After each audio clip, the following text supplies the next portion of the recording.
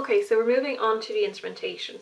So you might notice that a lot of these words, we've already encountered them, we've already seen them before when we're talking about our UV and our fluorimetry, sorry.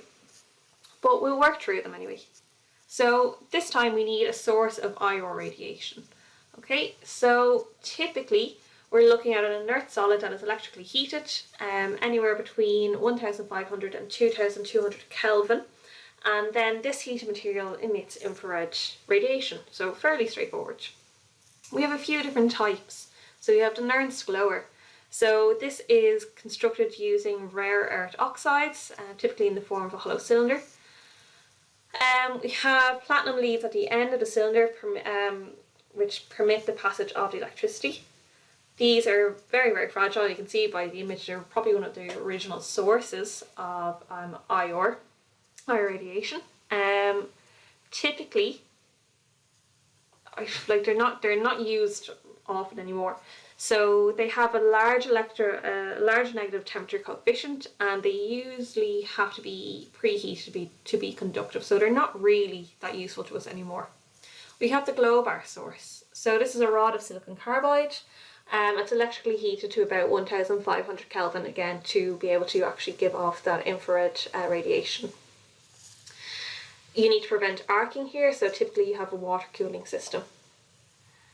The spectral output is comparable to the Nernst glower, except at shorter wavelengths where its output might become larger, but again, it's not really, doesn't make a huge difference because if you're looking at less than 5 millimeters.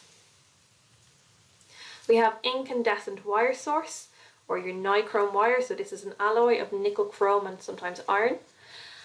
So this is tightly wound in a spiral, and it's electrically heated to about 1100 Kelvin.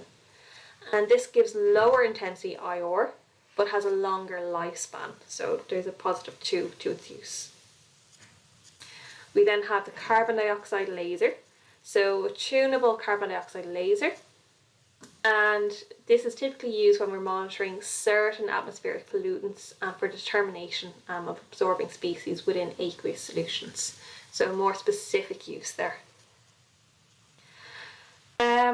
So there are sources of IR. So typically what we're going to be seeing more so is the incandescent wire source and possibly the glow bar source being used in our instruments.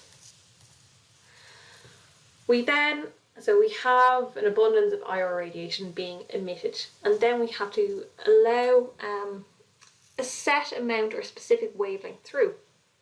And again, just as our fluorimeter and our UV, we can either use filters or monochromators. So filters again are typically going to be used in older instruments. Monochromators are going to be used in your more modern instruments. And we have just a few differences here.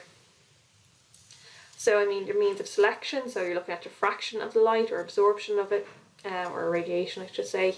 Your wavelength width can be narrow or wide. The cost is expensive up front, filters are relatively cheap. Portability, so this may seem like a disadvantage. There's no portability within a monochromator because it's built into the instrument itself. Filters, again, they're plastic or glass sheets that are slotted in. Are they capable of recording spectra? Yes. No for the filters, and they're both suitable for quantitative analysis. So we'll look at them both, but we will obviously look a bit more at monochromators because they are used in our more modern instruments. So this is typically how they work. Okay, so again you have your little filter here. So they're simple sheets of plastic or glass, usually coloured, and they absorb specific wavelengths other than those that are required for the analysis. And typically they're giving a broad wavelength range which is allowed. So a fairly simple system. Our monochromators are a little bit more complex. However, they're probably they're better off, and they are the ones that are being used in our more modern instruments. So again, we have our light source of infrared radiation, allowing our full spectrum through. Then we have a diffraction grating, this time instead of a prism. This splits up that light. So given our full spectrum of light, we have an exit split, which is allowing only the wavelength of interest through. This is absorbed by our sample, whatever is not absorbed is transmitted. So again, remember, a spectrum is being given to us as percentage transmission. And then we have our exit slit here for our monochromator, and again this is going to be the signal is going to be photomultiplied. So this is our overall monochromator. So again, the question is prism or grating. So prism, similar system, so we have white light being passed through it, it's divided up or diffracted into its rainbow spectrum. We have typical problems associated with prisms, including poor throughput, so the total amount of light passed is significantly less than the amount that went in, so we have lots of lost energy. And it's also difficult to find materials that diffract at different wavelengths. And again, these are typically going to be found in older instruments. So more than likely we're going to be looking at grating. And grating here, we're going to have two types of grating. So we're going to have transmission and reflection grating. And materials that we're looking at is quartz, sodium chloride and potassium bromide. So again, just to be aware of these things more than anything else. Sample handling. So this depends on, again, how modern our instrument is, because a lot of our instruments now actually require very little sample handling. However, if you have an older instrument, we may need to do some sample preparation. So with IR Spec, it's a really useful instrument because we can use solid, liquid and gaseous samples, so that's fantastic. Typically, if we're looking at a liquid, and again we're using an older instrument where we do need sample preparation, we're going to have to take that liquid and typically distribute it between two sodium chloride windows. These have to be optically polished. You have to make sure that there's no finger marks, no oils, no greases, no previous residual samples on them. So they have to be optically polished, cleaned and dry between each use. They may also need specific storage conditions. So again, you take this, you'd load those two windows with your liquid into the instrument and you'd read your sample. If you were using a solid, so a solid powder, okay, you would typically have to take some of that powder and you'd have to make a dye or a disc out of it. And the only way to do that while making sure it's transparent is to use something called potassium bromide. So this is a powder that is typically stored in a furnace because it has to be free of water. So potassium bromide itself, the bond between it does not actually, is not IR active, it's not going to give a spectrum. So if there's water in it, it does give a spectrum, so we need to avoid that. So typically your potassium bromide is stored in a furnace, so it's nice and dry. We take that out, we grind it with a pestle and mortar with some of our sample. And we press this into a transparent disc using a hydraulic press, so physically compressing it down until you get a small disc. And if you hold it up to the light, we should be able to see that the light does go through it, so it is transparent, and that's massively important. There are certain solids and certain samples that doesn't work for, so we may need to actually prepare a sample as a paste or as a film. So if we're using a paste, so this can be prepared by grinding your sample with something called a noodle or a mole. So you're making a mole of your sample, so that's typically the terminology for it. A noodle mole is just a liquid paraffin, and you're taking that paste and you're pressing it between the two sodium chloride windows again that you would have used for your liquid sample. And finally, we can make a film. So we're going to dissolve our solid in something that it's a highly volatile solvent, so it might be something like acetone, diethyl ether, etc.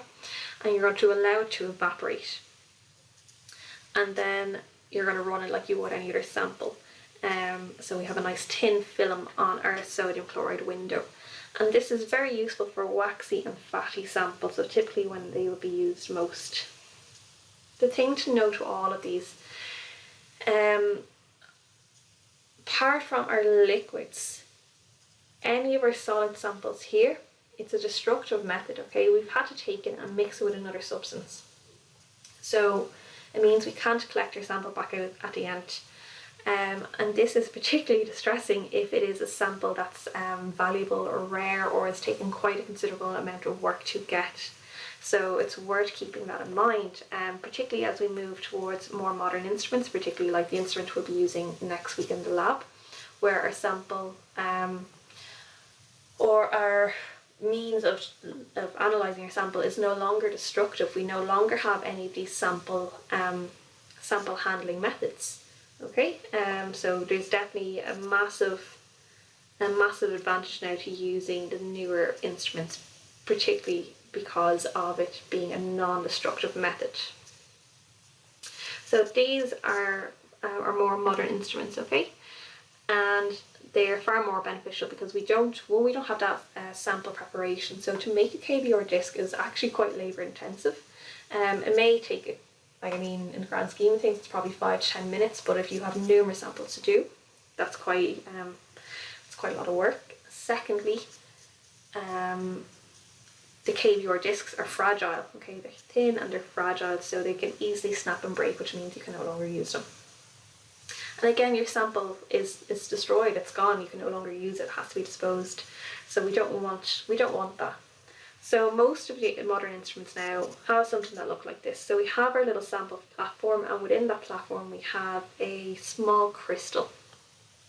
And there's a video that you'll watch after this, and I'll kind of go through the different sample techniques. And I'll tell you the different types of crystals here depending on the different samples used. But basically your sample is pressed on this either as a solid or a liquid, and we use this little lever here to compress the sample down. And we begin to get our iris spectrum in real time as we compress the sample. And what's great about this is there's no sample preparation at all involved. We get our iris spectrum very, very quickly, and then at the end of it we just unwind or decompress our sample, and we can easily collect our sample back at the end. So this is fantastic when you're working with minute amounts or rare samples or samples of value. So we've gone from our light source, we've gone through the filters and the wavelength ranges, we've looked at the sample of interest, and now the iris spectrum the IR radiation has been passed through, the level of transmittance has been passed through. So now this is going to be detected, and we have 3 key types of detectors. So we have thermal detectors, photoconducting detectors, and pyroelectric detectors. So our first is our thermal detectors. So we have a typo here, so it can be used, not can be sued, can be used over a wide range of wavelengths. So this is our thermocouple. We can operate them at room temperature. However, they're quite slow and they have a low sensitivity, and this isn't something you actually want when you're obviously using an instrument, particularly if you have other detector types that are faster and more sensitive. These are two key things to take into consideration when purchasing an instrument. Okay, so we want a quick turnaround and we want high sensitivity. We have something else called a bolometer, and this functions by changing the resistance when it's heated. And it typically consists of strips of metal such as platinum or nickel, or using a semiconductor, okay? But both of these fall under thermal detectors and they're not really used all that often anymore. We have photoconducting detectors. These are very, very sensitive detectors. The detector itself consists of a thin film of a semiconductor material such as lead sulfide, so this is being used for your near IR region, or mercury cadmium telluride for mid and far IR regions. So again, we're typically dealing with the mid IR region. These are adhered to a non-conducting glass surface. This is sealed in an evacuated envelope, so it is protected from the atmosphere. For this to work, we typically need it to be cooled with liquid nitrogen when in use. The most commonly used type of IR detector now is a pyroelectric detector. So this consists of an insulator with special thermal and electrical properties. So typically we're looking at triglycine sulfate. And this detector basically uses the rate of change of detector temperature rather than just measuring the temperature itself. And this allows for a really fast response time and makes this type of detector the choice for Fourier transform infrared spectrometers, and this is the type that we're working with next week, okay? So we'll be using a pyroelectric detector. So we've just come across a new word here, so Fourier transform. So what does that actually mean? So short and sweet. So it's the most commonly used form of iris spectroscopy, and all it means is we're taking and converting the detector output into an interpretable spectrum. So this is helping us actually get our iris spectra that we analyse later. So we're looking at generating spectra with patterns, so the patterns being those absorption bands or peaks. So again, broad U-shaped band for hydroxyl groups, sharp, intense bands for C double bond O, etc. And these help us relate those absorption peaks and bands to the functional groups present and allow us to get an idea of the structure. So finally, so we have our applications, and as always we'll talk about the strengths and limitations. So we can use our iris spectra as a qualitative fingerprint check for the identity of raw materials used in manufacture. So typically you'll take an iris spectrum of your raw materials before you start any synthesis, any manufacturing.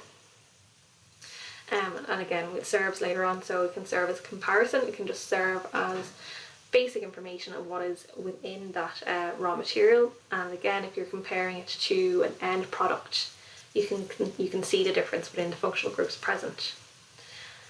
It helps us identify drugs, again, because we can compare them. So we compare the iris spectra of our samples to reference spectra. It's used quite a lot in synthetic chemistry. So again, if you've worked up a product at the end, one of the first tests you'll do is iris spec, because you want to check for compound identity, and you want to again see, is there now the loss or the presence of a functional group of interest. And again, that carbonyl group, okay, that C double bond O, is really difficult to check in any other means of spectroscopy. So even in NMR, it's harder to detect those carbonyl groups. So iris spec is a lovely method to quickly check that. We can use it to determine the progress of a reaction. So again, by looking for the presence and absence of key functional groups. And it may be used to characterise samples in solid and semi-solid states. Because again, if you think about our UV spec, we dissolve it. Our colorimetry, we dissolve it. NMR is also, we have to solubilise our samples. So IR is one of the few that we can actually use it as a solid or a semi-solid state. So again, in terms of pharmaceutical formulations, this is very, very important. Similarly, we can also use films and coatings and packaging plastics. So it's not just powders. So lots of different materials can be used. And we can also be used to detect polymorphs of drugs. So a polymorph are different crystal forms of molecule. They'll have different physical properties such as solubility and melting point. And this is obviously very important when it comes to your manufacturing process as well as their bioavailability. So we can use IR to detect those.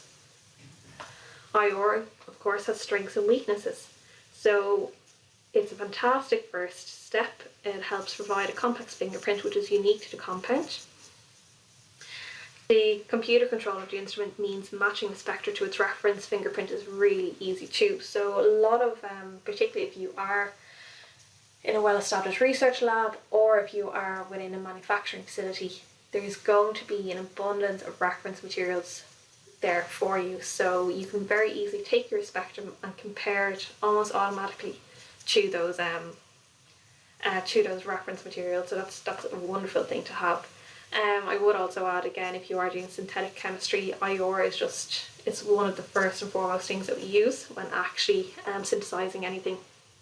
Again, particularly for that carbonyl group, and just to get an overall idea of where the reaction is, particularly with those loss or gain of functional groups of interest, so where you think the reaction is occurring.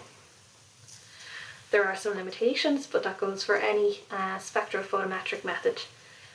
So we rarely use IR as a quantitative technique. So just to jog our memories, qualitative and quantitative. So we have qualitative, which is non-numerical data, and quantitative is something that can be measured numerically. And this is because there is difficulty in sample preparation and the complexity of the spectra. So when you start to look at some of the spectrum in the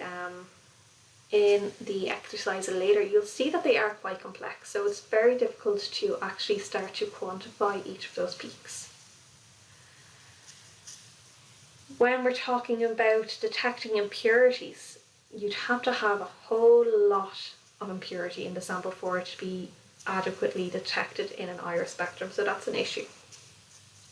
Something like UV, even NMR would probably be a better route to go down. If you do have to prepare your sample, so again you're using an older instrument that you do need a KV or disc or a new John mole, it does require a degree of skill. It definitely takes practice. So this can take time, and again you can waste sample. And then the technique is lacking robustness because sample handling can have effect on the spectrum. So again, if you're not good at making your sample, then your spectrum is going to be lacking. But again, this has kind of been overcome with some of the instruments we use now. So again, the instrument that we'll be using next week, you have no sample preparation. You can load your sample immediately as it is, and we can get a spectrum out of it. So that is kind of IR spectroscopy fundamentals and instrumentation encapsulated there. What I'd like you to do now is go on back to the Moodle page and have a nose through. There's another video now going through the different types of sampling used. So this is going to look at the technique we're also using next week, which would be ATR. And then there is some exercises for you to do, and also some simulations about how to actually use the instrument we'll be using next week. So as always, if you do have any questions, just give me an email.